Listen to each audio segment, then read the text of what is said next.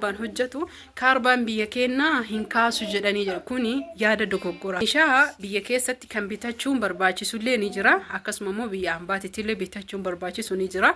Tokkoffaa irratti meeshaalee akka waadaa ku jechuudha. Namoonni bizinees sana rooba asittillee isinii waraaba jedhee roobaaf bilbilaan dadhabee naannaha mana keessanii galee qoxaarii maabiraatii galfadhaa ifaan maallaqa xiqqishuudha.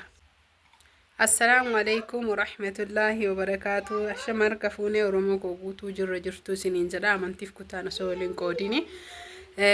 Har'a isinumarraa hin baduu waan hin barbaanneef waadaa isinii galeef jecha akkuma laawol seenitti gabayaa dhufaa jiruunitti roobni kana rooba asittillee isinii waraaba jedhee roobaaf bilbilaan dadhabee kunoo jiidhuma kanaan isinii waraabaa jira jechuudha. Aslaala wanni isiniin jedhu yoo jiraate waadaa isinii galee akkasuma immoo keessan ijoolleen hedduun na dubbisaa jirtan hundi keessanuyyuu yaada kaleessa addaan nu jalaan kutinii viidiyoo inumaayyuu sagantaa fi kutaan nu hojjedhu naan jettanii dhugaa dubbachuuf biizii waan taheefi gabayaa deemaa meeshaa namaa geessaa meeshaa bitaa sanumaa fi viidiyoo meeshaatu isiniif waraabuu dadhabee dhugaa dubbachuufi haa ta'u hundaafuyyuu waan irra caalaa jechuu gaafii namoota hedduutti tahee waan tokko qabadhee isiniif dhufa.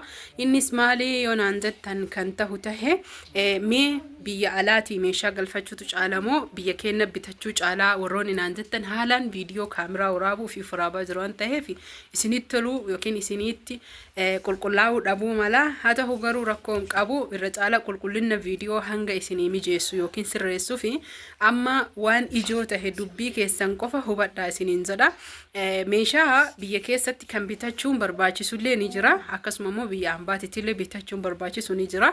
Tokkoffaa irratti meeshaalee akka waadaa ku jechuudha. Namoonni bizineesaa hojjechuu barbaadan meeshaa mana kaafteeriyaa adda addaa jechuun meeshaa bunaa danfisuu akkasuma bishaan isinii danfisuu fi wantoota akka juusii daakanii kunniin hedduu isin fayyada kan biyya keenyaa caalaa jechuudha. Namoota bizineesa hojjetaniif namoonni mana keessatti jireenyaaf barbaadan kallaaxaan mooyyeen bunaa fi akkasuma immoo isiin aslii taate jechuudha. Tamataate jechuun rakasaati miti achittillee rakasa achittillee ni gubatti asittillee ni gubatti. Isa lammaffaa ammoo namoonni hedduun gaafii ka'itti tahe meeshaaleen ifaan yookiin ammoo kaarbaan hojjetu kaarbaan biyya keenyaa hin kaasu jedhanii jira. Kuni yaada dogoggoraati yookiin sobaa jechuudha. Dhiifama bilbila tuyyuu irraa na jalaa bu'e. Dhiifama isiniin jedha inni hojjetaa maabiraatiin namni qoxaarii qabdan keessattuyyuu jechuudha. Dhaamsan isinii dhaamu namoonni ifaan naannaha mana keessanii galee qoxaarii maabiraatii galfadhaa ifaan maallaqa xiqqishuudha. Biyya feeta yoo jiraatta warroonni biyya arabaa jirtan dinhaara yookiin riyaalatti illee xiqqishuudha. Ifaa mana keessanii galfadhaa yaada obbolummaa kadhaamsaati isiniin jedha. Itti aansuun ammoo isa yoo qabaattan gassaalaa maashina barbaadan isinii kaasuu danda'a. Inni lammaffaan ammoo tuyyuu kasirritti firdii isin barbaachisu biyya keessan keessatti kaleessallee isinitti himee jira maashina bishaanii yookiin gallaayaa jechuudha.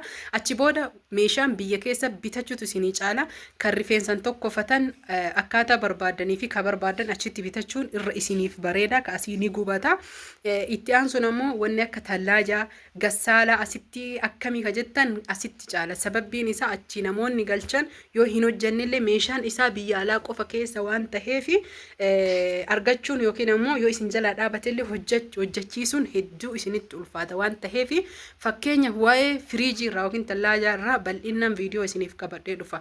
Firiijiin isin achitti dinhaara yookiin riyaala 2000 bittan asitti ammoo tuyyuu dhugaa rabbii birriin suni yookiin ammoo dinhaarri riyaalli sun 60 taate. 60 isa guddaa bareedaa tahe bittanii birri masaniin ammoo makiinaa feesiftanii mana keessanitti galfachuu ni dandeettanii. Kanaaf addaan sirritti isinii ibse. Itti aansuun ammoo tuyyuu wantoonni isin sirritti jechuu isin barbaachisu dhugaa dubbachuu fi waan akka maggaarrajaa biyya alaati bittanii hin galina. Maggaarrajaan akka ajaa'ibaati babbareedu kun biyya keenya keessa sirritti miidhagaa kan tahee fi diizaayinii amma diizaayin tahee jechuudha. Bifa hedduu addunyaa dorgomsiisuun biyya keenya keessatti hodhisiisanii ufii jechuu hodhanii ajajaan hodhanii ni baha jechuudha. Kanaaf majliisa irratti soofaa irratti diizaayinii feetan suuraa gabbuuftanii ni hojjetama biyya keenyatti. Maggaarrajaalleen ka asiittu caala miidhagina isiniin jedha. Carqii ammoo isintu filata akkaataa maallaqaatiin akkuma carqii wal caaluun maallaqni illee wal caalaa isiniin jedha. itti aansuni yoo isiniif danda'ame biyya alaati wanni isin galfachuu qabdan wantoota biyya alaati galfachuu qabnuu fi as keessa bitachuu qabnu jettanii waan nagaafattaniif dhiifama viidiyoo waan harkina dhukkubeef asiifachi viidiyoon isin jala jajallataa jira.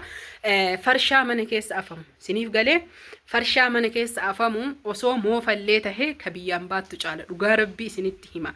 Moofaa barbaade isa fayyadamtee aramni baaftu bitattanii yoo isiniif danda'ame osoo galattaniini bareedaadha. Irtiyaan sun uffata nagaafattan namoonni uffata biyya ambaatitti hin bitina ka barbaade haa ta'u keessattuu ijoolleen teenna oolaayinii TikTok irraa uffata bittan riyaalaa fi dinhaara gannaqaa jirtan dhaabbadhaa hin bitina ka dinhaara yookiin riyaala 100 fi wayii 200 fi wayii isin TikTok irraa bittan asitti salbaaja birrii xiqqishuudha jechuudha dhugaa rabbii isinitti hima birrii yoo as ergitan widdiidha achitti illee ammoo namni kenna oolaayinii fidee kasini gurguru birrii xiqqishuun shi'een irraa jechuudha riyaala 65 dinhaara Dubai jechuudha 65 45 fide 100 foyin isin gurgura jechuudha kanaaf hin bitina ijoolleen kenna hin gowwoomina hin dogoggorina isinin jedha waan gara uffataatiif maalitiin ani gara kiyyaa alhamdulillah indo goggorre garuu ammoo meeshaalee muudannoo ittiin namuudate kaleessa isinii hime akka uffata miicaa maalii fi akkasuma ammoo dulaaba uffata dhugaa rabbii dubbachuu fi muudannoo kiyya isiniif qoode hedduudha jechuu kana qofaa miti viidiyoo mawaadaa waan galeef keessan ijoolleen gadhiiftu malee bulii waan naan jedhaniif